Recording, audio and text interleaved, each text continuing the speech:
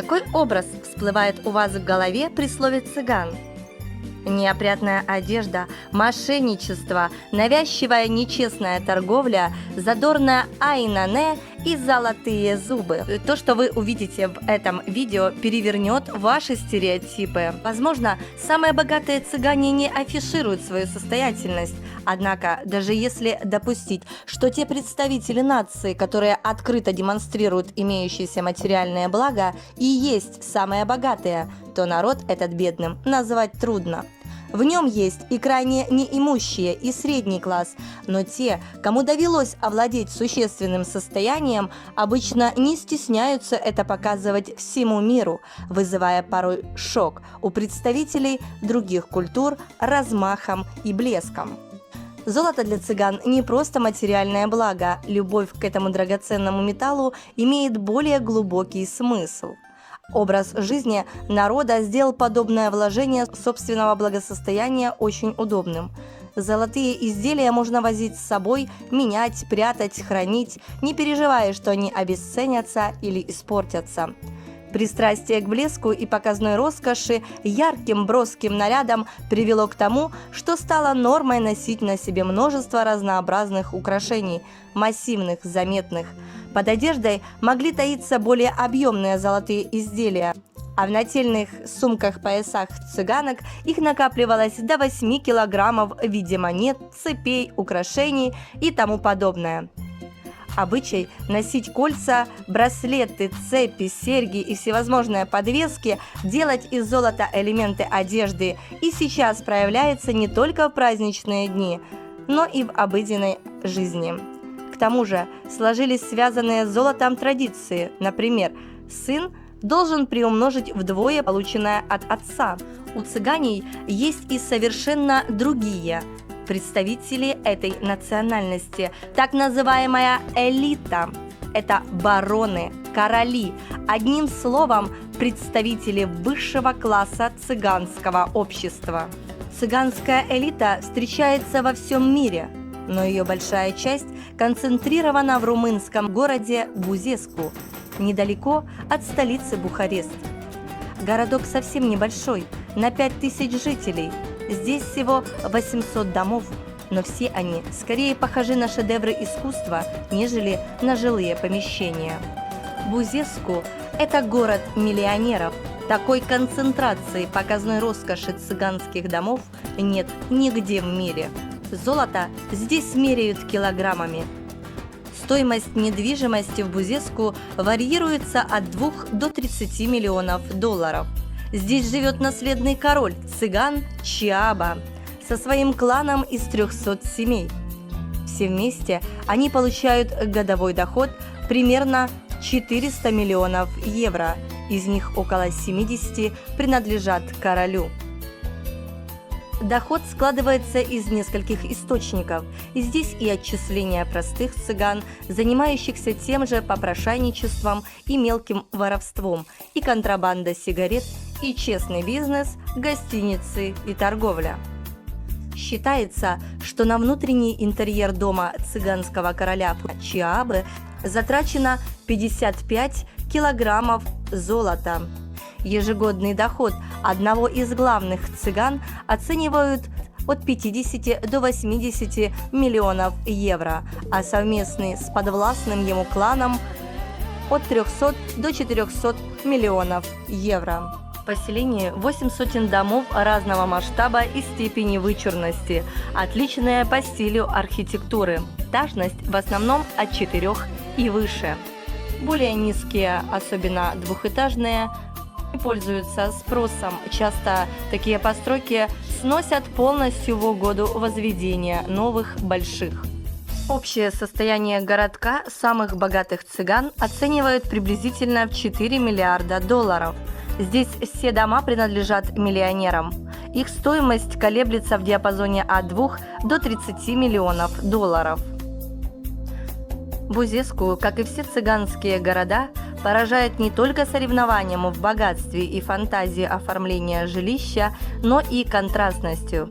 Здесь занимаются типичными ремеслами, держат скот, а туалет возводят отдельным помещением от основного здания, так как философия цыган велит разделять и не помещать под одну крышу место опорожнения организма от того, где готовят пищу. Ежегодно, получая сотни миллионов евро, жители Бузеску с удовольствием шикуют в буквальном смысле слова. Они любят все шикарное, вычурное, показное, любят хвастаться своими возможностями. Например, интерьер королевского особняка отделан настоящим золотом. В туалете также стоит золотой трон.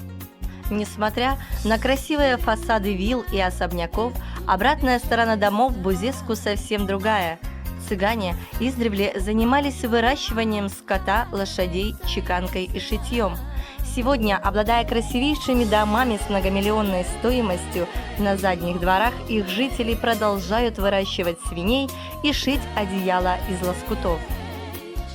Цыганская элита не только покупает все самое дорогое, но и покушается на самые дорогие людские ценности. Например, представитель королевского клана может присвоить себе право первой ночи, если ему понравилась чужая невеста. Самое интересное, что народ не только не бунтует против таких порядков, но и радуется, если получает подачки от верхов. Каждый из них мечтает когда-нибудь тоже стать таким же властным и важным господином. Как и их собратья с российской Рублевки, цыгане из Бузеску не платят никаких налогов государству, формально считаясь безработными либо владельцами фирм с нулевым балансом. Есть, правда, одно исключение – их виллы считаются недостроем, а потому облагаются небольшим налогом на имущество. Обычно это 200-300 евро в год. Типичные представители цыганской элиты. На золото с их тела можно было кормить в течение года сотни простых цыган. По архитектуре видно, что цыгане любят стиль Бель-Эпок. Но некоторые обитатели предпочитают античный стиль с портиками. Крыши, обитые металлом, соперничают изысканностью форм. Когда дом стоит на окраине деревни, то есть на менее престижном месте, его владелец старается взять этажностью. Вот видно этот сказочный городок. Среди этих домов много недостроя. Их хозяева еще не заработали достаточно для их завершения. Лимузины – составная часть бахвальства обитателей деревни. Да, о вкусах, конечно, не спорят. Хозяева этих домов свои духовные ценности декларируют в декоративном убранстве. У некоторых домов ограда заканчивается штырями из чистого серебра. При этом многие члены семей, живущих в этих виллах, продолжают заниматься традиционной работой и ездить на гужевой повозке. Вот этот вот дом построен по образцу здания суда. Цыганские дети обычно учатся мало. Девочки рано выходят замуж, а мальчики приучаются к настоящему делу. Вот интерьер одного из домов.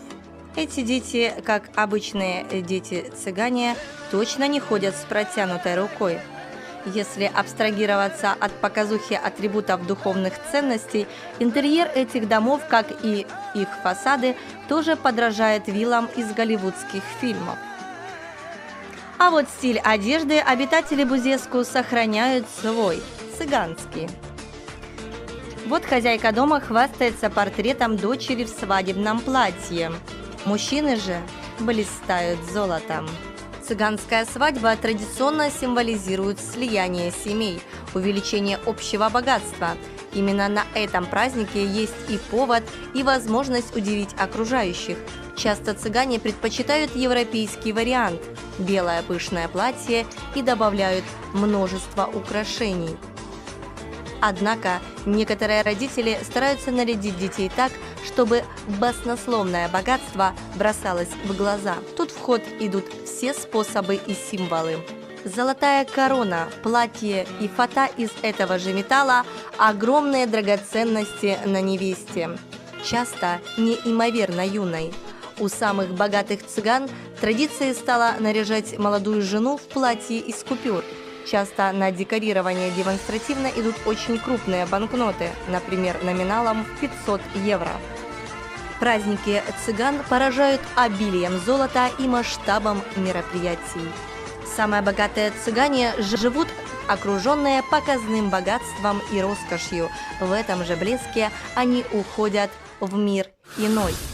Похороны очень состоятельных цыган напоминают погребение фараонов, но с меньшим размахом. Под землю помещаются целые склепы, имитирующие настоящее жилье, шикарную спальню с мебелью и необходимыми предметами быта. Вместе с усопшим могут закопать даже автомобиль. Да, есть такая поговорка «на тот свет не заберешь», но, по-видимому, цыгане думают по-другому. Для них считается нормальным обеспечить усопшего полным комфортом в загробном мире. Понятно, что позволить себе роскошные похороны могут только бароны и очень состоятельные цыгане. И то, место, куда положат усопшего, вряд ли будет напоминать могилу. Скорее всего, это будет подземная усыпальница огромных размеров, куда могут поместиться все вещи, которыми пользовался покойник. Гроб делается только эксклюзивный из дорогих пород дерева. В него могут быть встроены система кондиционирования, освещения, беспроводная связь на всякий случай. Все женщины из похоронной процессии обязаны снять с себя хотя бы одно золотое украшение и бросить его в могилу. Естественно, такие богатые захоронения требуют надежной защиты от мародеров, и она, поверьте, есть, и даже не хуже, чем у египетских фараонов. Такой склеп замуровывают по всем законам архитектуры. Сначала на помещение укладывают бетонные плиты с запасом, а потом для верности еще заливают толстым слоем бетона. Но даже такие меры безопасности не останавливают любителей наживы. Цыганские склепы грабят повсеместно. Еще бы, такой куш можно отхватить. Старые цыганки относятся к богатству философски. Они говорят так: неважно, какой высоты у тебя дом, все равно в конце все оказываются в могиле. Если это видео перевернуло ваши стереотипы о цыганях, ставьте лайк и подписывайтесь на наш канал, чтобы не пропустить новые, еще более интересные видео. Всем пока, до новых встреч!